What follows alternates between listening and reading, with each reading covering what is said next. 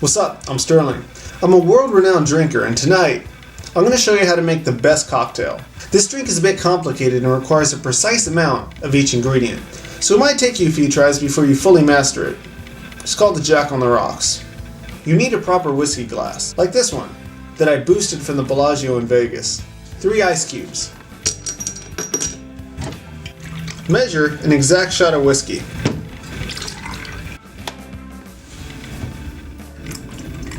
I made a Jack on the Rocks, but really, you can use any whiskey you want. You're going to want to sip on it and focus on the minute characteristics of the individual whiskey.